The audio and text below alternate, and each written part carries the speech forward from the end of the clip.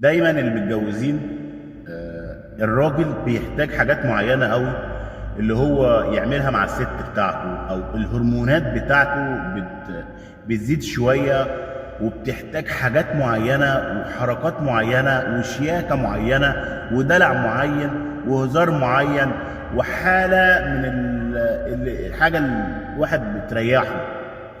دائما الست دائما وش كده لما جوزها يجي جنبها، تعبانه، رجلي وجعاني، مش عارفه ايه، الحته دي بتوجعني، صباعي ده بيوجعني، اي كان في اي خرابه في اي حاجه تطلع عيوب اي حاجه في الدنيا كلها، ما خلاص اتجوزها بقى. طبعا الراجل ما بيعجبوش، الراجل بيبقى عنده شهوه وهرمونات وعايز يطلعها باي طريقه. لو كلبه ماشيه في الشارع تعالى بقى، فاهم؟ هي الهرمونات الراجل دي بتخليه ما يعرفش يسيطر على الحاجه اللي عنده، الحاجه اللي هو شادد ليها قوي وعايزها قوي. دايما هتيجي تقول هو الراجل بيبص بره ليه؟ هو الراجل متجاهلني ليه؟ هو الراجل ما بيسالش فين؟ المهم انك انت ما بتعملوش الحاجه اللي هو عايزها، ما بتدلعوش. دلعيه. الراجل ايه؟ عايز يتدلع ويضحك عليه بكلمتين بس، ولقمه حلوه شغال مشي دنيتك عادي. لكن انت قلبي اصل انا كنت بروق وما عملتش حاجه في البيت يطلب لنا اكل ومش يطلب لنا، يعني اساسا ما بتعمليش حاجه للراجل. يعني عايز افهم، هو متجوزك عشان تدلعيه؟ هو متجوزك عشان هشتكيه؟ اعتبري عيل صغير وهشتكيه يا ست ودلعيه. يلا. دايما لما تتجاهليه في الحاجات اللي هو عايزها، هو دايما هيتجاهلك في الحاجه اللي انت عايزاها، وما بيسالش وما بيعمل. ما بيسالش، ما انت ما بتدلعوش، هيسال في ايه بقى ويعجب في ايه معاك؟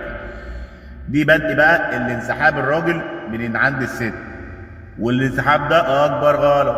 9.9% اللي هو اكبر غلط. ليه بقى؟ ما انت لما تجاهليه وما بيعرفش والهرمونات بتاعته ما بتطلعش، بيبص لاي كلبه بره عايز يطلع فيها الهرمونات، او اي حيطه او اي خرابه عايز يطلع فيها الهرمونات، وتيجي تقولي الراجل بيقول ايه؟ الراجل ما بيسالش، الراجل ما يتجاهل. ما هيتجاهلك ليه وما بيسالش ليه؟ ما هو ما بيلاقيش الحاجه دي في البيت.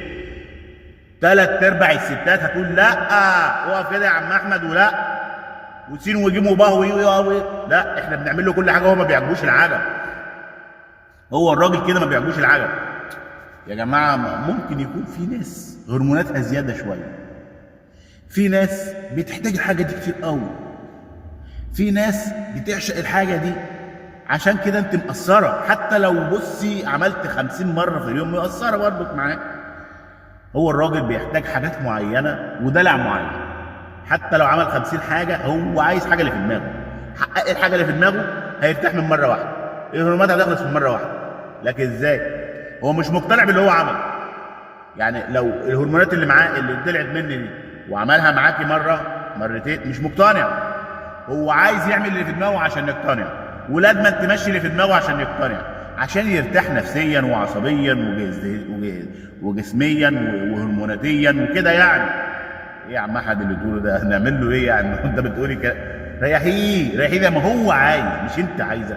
ريحيه زي ما هو عايز، والوقت اللي انت عايزه ترتاحي فيه اختاريه. صح ولا انا غلطان؟ ما تختاريش الوقت اللي هو عايزه. انا عارف ان دي عندها هرمونات ودي عنده هرمونات، واللي انتوا عايزين تفقدوا هرموناتكم مش وقت هرمونات، هو وقت اللي انت تريحي الراجل عشان ما يبصش بره.